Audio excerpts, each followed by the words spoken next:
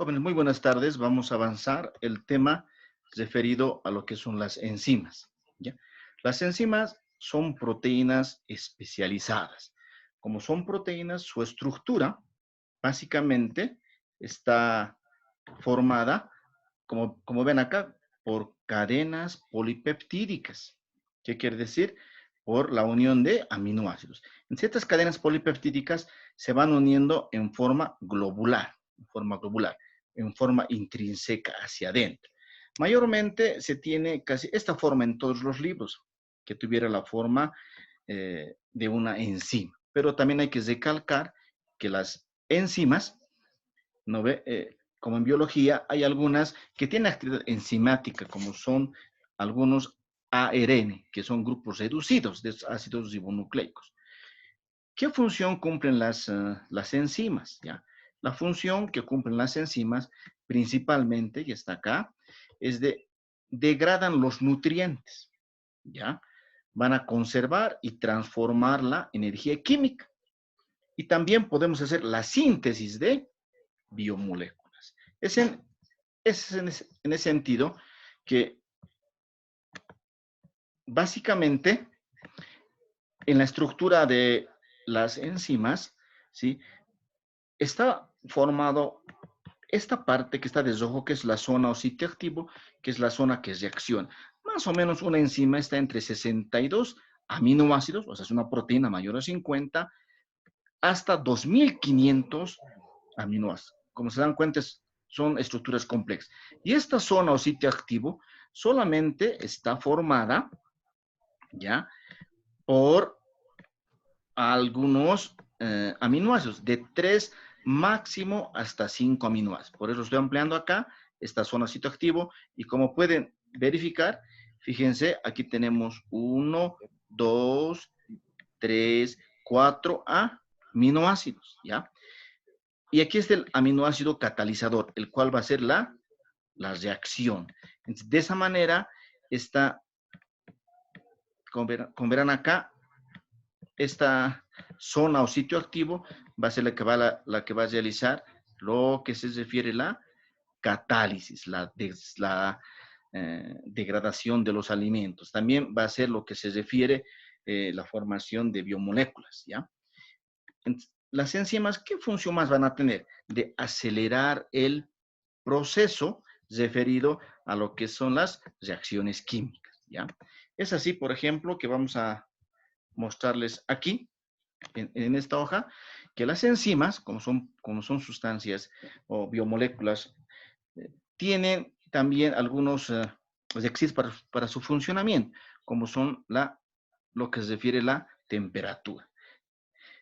La temperatura que es adecuada para las enzimas es una proteína, o es una temperatura, perdón, relativamente constante, pero que se refiere a la temperatura del organismo. Por ejemplo, en los animales, en las ovejas, digamos, la temperatura normal es entre 37 grados, 37.5 hasta 38.5 en la tarde.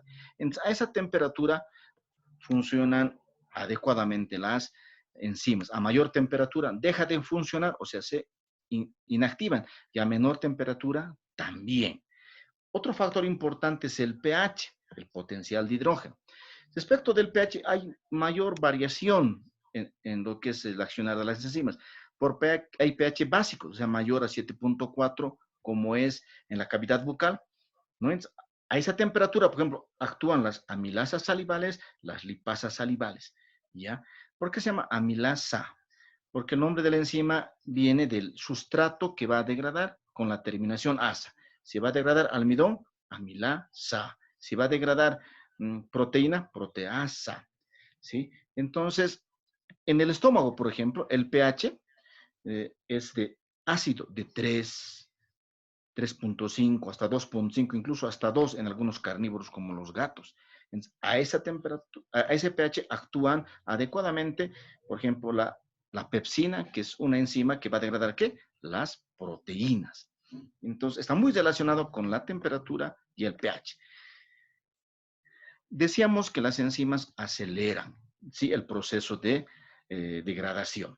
En esta figura vamos a poder observar, por ejemplo, de que la parte que está de azulito, ahora lo voy a hacer de rojo, es, por ejemplo, la degradación de los productos que se realiza sin efecto de una enzima, ¿ya? Y acá lo vamos a cambiar de colorcito a un color amarillo, ¿ya? Va a ser la reacción, fíjense, la cual se realiza con efecto de las enzimas. Entonces, las enzimas, ¿qué hacen? Ayudan, ahorran esta energía de activación. Fíjense, lo que está de amarillo es la energía que gasta nuestro organismo al degradar un alimento sin utilizar las enzimas. Pero utilizando las enzimas, el gasto de energía de activación, fíjense, es menor. Entonces, las enzimas, aparte de ahorrar el tiempo de degradación, también ahorran lo que se refiere la energía de activación. Esa es también otra de sus funciones que tiene, ¿ya? ¿Cómo actúan estas enzimas? ¿Sí? Recordemos que estas enzimas, esta es la enzima, una estructura globular, ¿ya? ¿Sí? En esta enzima, básicamente, esta parte es la zona o sitio activo. Esta zona o sitio activo atrae al sustrato. Este es el sustrato. El sustrato puede ser un producto, puede ser, digamos, proteína, puede ser almidón, puede ser grasa. Este sustrato es atraído por esta zona sitio activo para una reacción. Si realmente coincide, se complementa la zona sitio activo con la forma y tamaño del sustrato, entonces se realiza la reacción y hay la unión del complejo enzima, complejo sustrato, ¿ya? Entonces, hay una reacción. Esta reacción química va a permitir, ¿sí?, de que este sustrato, por la reacción química que hay, se pueda dividir, fíjense, en uno y dos productos, ¿no? Entonces, esa es la reacción eh, química que va a realizar, ¿ya? Este hecho es importante, ¿por qué? Porque este hecho asegura que, ahí aquí está, que la enzima solo participa con un sustrato específico. Si esta enzima es la amilasa, solo va a degradar el almidón. No puede degradar una proteína. ¿Por qué? Porque tiene diferente estructura el sustrato. Por eso decimos que la enzima no participa en reacciones equívocas. No puede equivocarse las enzimas. Todavía las enzimas del código genético son aún más estrictas en su comportamiento. ¿Está bien? De esa manera actúan las enzimas. Pero dentro de las enzimas también, esta zona o sitio activo que vemos acá, ¿no? Fíjense, decíamos que debe completar, debe ser exacto ¿a qué? Al sustrato. Pero esta forma del sustrato es totalmente diferente. Entonces, para eso existen estructuras orgánicas e inorgánicas. Ya vamos a empezar por las inorgánicas, que se llaman cofactor. ¿Qué son los cofactores? Y aquí se los he escrito. Los cofactores ya es uno o varios iones inorgánicos, ¿ya?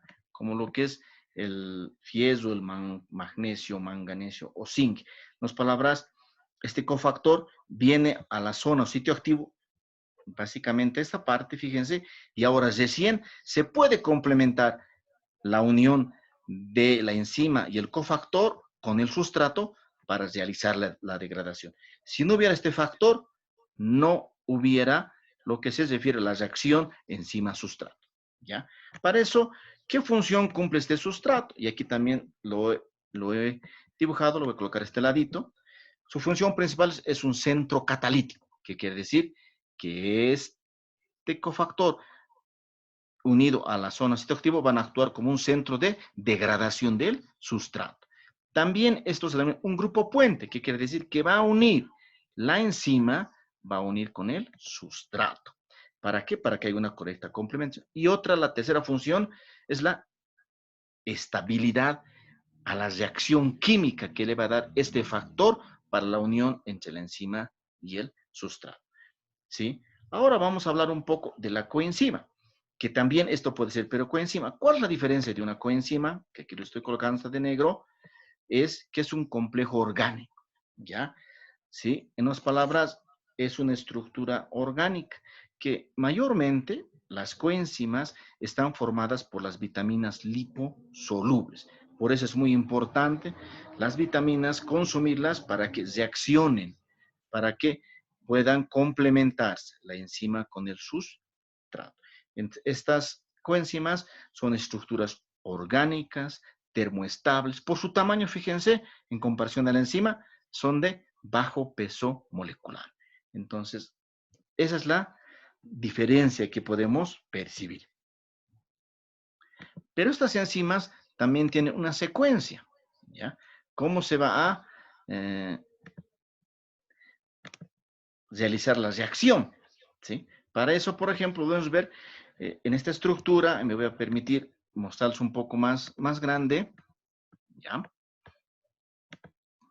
Fíjense, esta es la enzima, ¿ya? Y esta partecita es la zona citoactivo. Esta zona citoactivo, ¿qué va a hacer? Atrae al sustrato. Entonces, este sustrato es atraído y en la fase 2, fíjense, se une, ¿no? Y aquí está, se une ¿qué? La enzima con el sustrato, la fase 2. Ahora aquí hay 6 tipos de reacciones. En el ejemplo dice agua. Hay una reacción, la tercera reacción se llama hidrólisis. Entonces va a haber incorporación de agua a esta unión o complejo enzima-sustrato y justamente acá va a ser la hidrólisis, va a ser la ruptura de este enlace y lo cual ¿qué va a formar? Va a formar básicamente dos productos, un producto, dos productos. Entonces ya está degradado lo que se refiere el sustrato en producto. Y nuevamente vuelve otra vez la enzima a estar libre, fíjense, ya no tiene sustrato, esta enzima no tiene ningún desgaste en su estructura, no tiene gasto de energía y otra vez está receptiva para trabajar con el sustrato. Entonces, esa es la secuencia. Reitero, esta secuencia tiene 4 pasos, ¿sí? La capacidad de la enzima está relacionada al sustrato. Si hay sustratos para degradar, la enzima trabaja a mayor rapidez. Si hay pocos sustratos, van a trabajar pocas enzimas también. Entonces, reiteramos, la enzima está libre, esta zona citoactivo atrae al sustrato, el sustrato es atraído y aquí se unen la enzima-sustrato y forman el complejo enzima-sustrato. Este complejo enzima-sustrato que está acá sufre una reacción química, que en este caso el ejemplo es de hidrólisis. Va a haber incorporación de agua y aquí el enlace se degrada y este sustrato que era uno solo se vuelve en un producto, dos productos. Y otra vez la enzima está libre. Esa es la secuencia que realizan las enzimas en la degradación. Pero también es bueno aclarar que existen 2 modelos de acción de las enzimas. El primero, modelo de llave cerradura propuesto por Fischer en 1894, donde menciona que la zona o sitio activo, ¿ya? Que nosotros hemos visto, que está formado por 3 hasta 5 aminoácidos, es rígida, ¿ya? No se modifica. Este sustrato tiene que acomodarse exactamente a esta zona citoactiva. Si realmente es complementaria, como en este caso, recién se realiza la reacción química y se produce el producto 1 y el producto 2. O sea, hay la catálisis, hay la biodegradación. ¿Está bien? Entonces, esa es la... ¿Por qué dicen llave cerradura?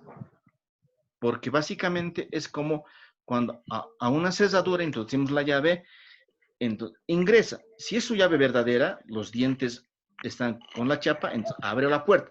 Pero si un diente está mal, la puerta no se abre. ¿Se dan cuenta? Es lo mismo, tiene que ser totalmente complementaria la zona o sitio activo con el sustrato. Mientras la otra se llama modelo ajustado de Kochler en 1958. Aquí ya varía, ¿ya? Donde dice que no. Que el sitio activo, que lo estoy mostrando acá, es modificado. ¿Por qué? Por una inducción, por la inducción del sustrato. Este sustrato, al complementarse con esta enzima, se modifica. Fíjense cómo se ha modificado.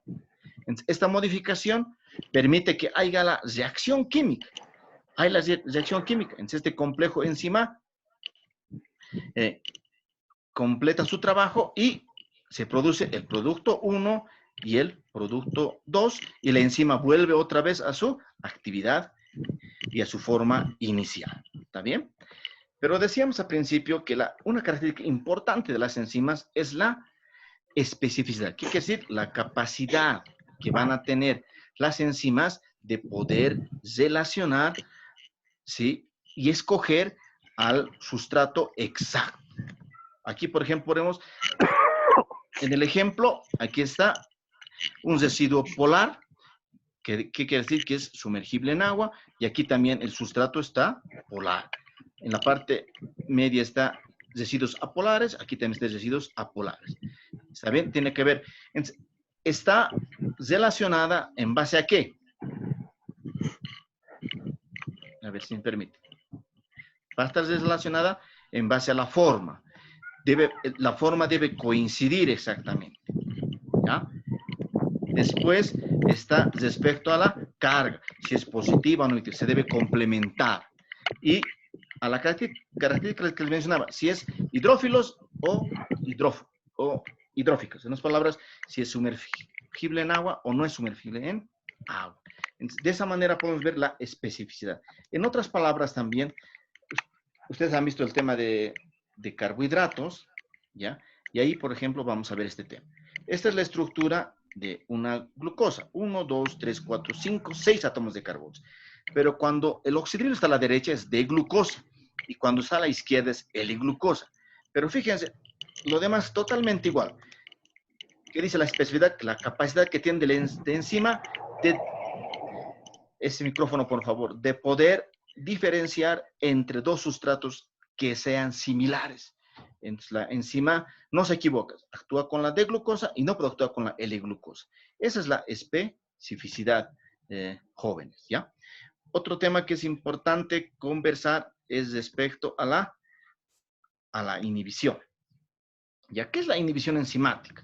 La inhibición enzimática, ¿sí? Es una función que tiene el organismo. ¿Para qué? Para regular la actividad de la enzima.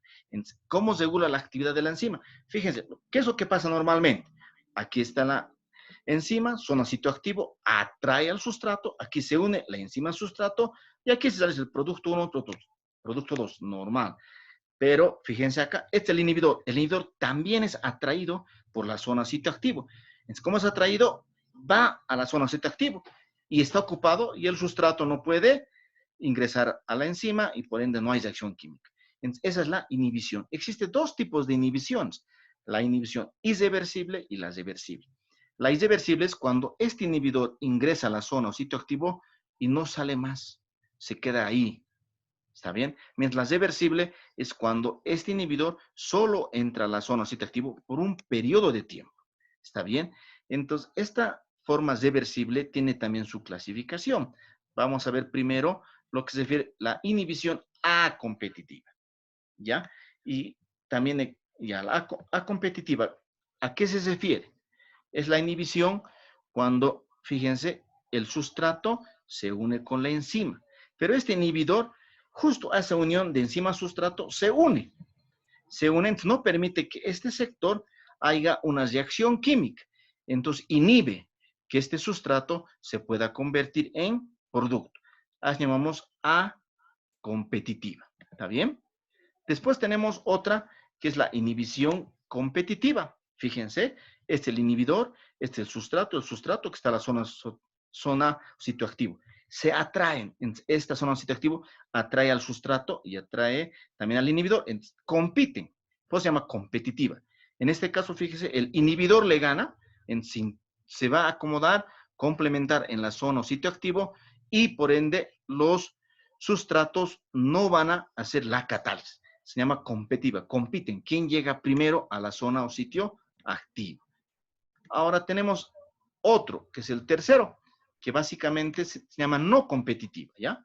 Se llama no competitiva, fíjense, es lo que pasa normalmente, la enzima y el sustrato se unen porque hay una complementariedad, pero cuando el inhibidor no competitivo actúa en una zona diferente a la zona o sitio activo, como en este caso actúa aquí, ¿qué hace?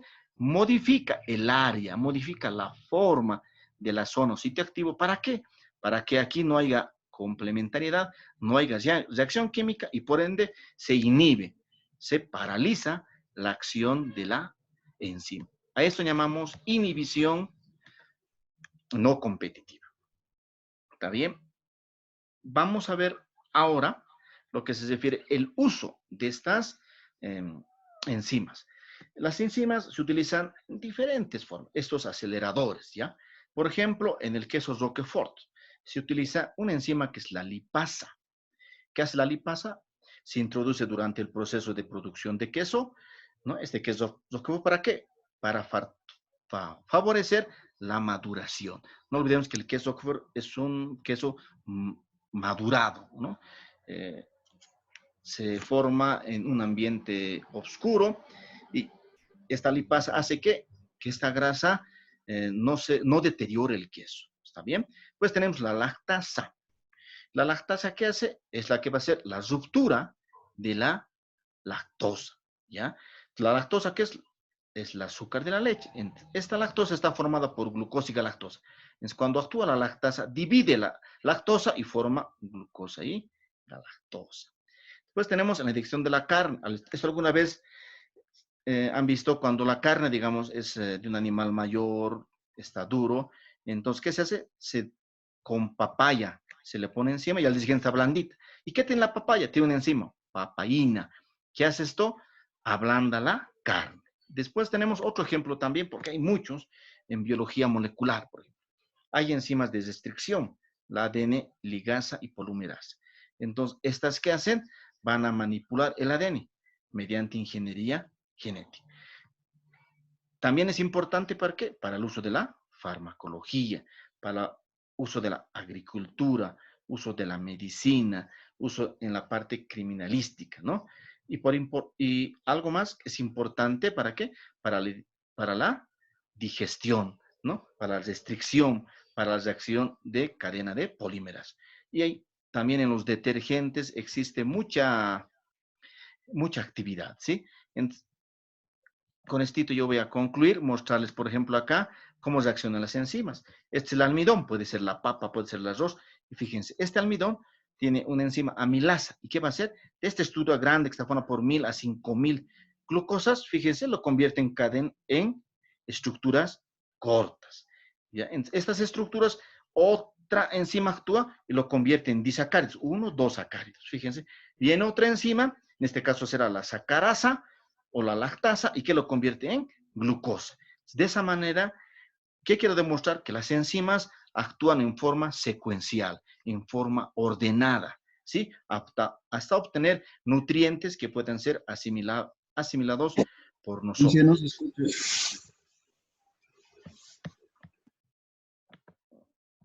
Está habilitado, pero, a ver, reitero, este es un ejemplo, por ejemplo, cómo el alimento se degrada. Este es el almidón, ¿ya? El almidón va a venir la amilasa y esta cadena larga de glucosa que está formado por 1000 a 5000 glucosas, fíjense, lo convierte en cadenas cortas, ¿ya?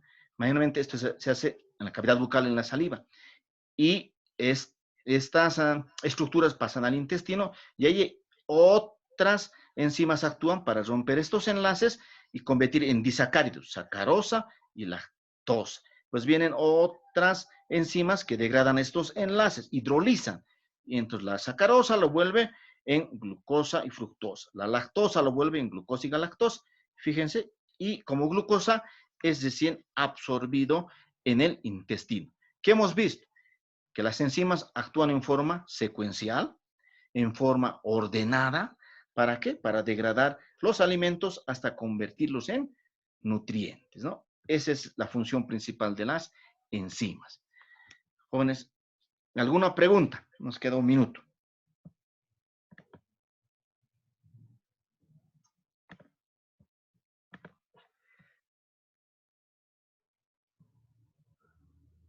No hay preguntas, jóvenes.